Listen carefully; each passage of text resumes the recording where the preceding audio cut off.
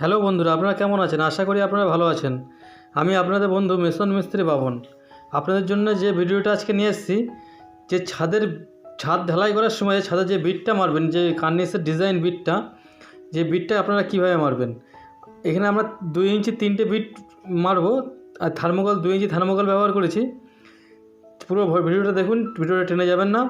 যদি আমার ভিডিও ভালো লাগে তাহলে চ্যানেলটাকে সাবস্ক্রাইব করে দেবেন, পাশে থাকা বেল বাটনটা বাজিয়ে দেবেন, যাতে নতুন ভিডিও আপলোড করলে সবার আগে আপনার কাছে পৌঁছায়। চলুন তাহলে শুরু করা যাক।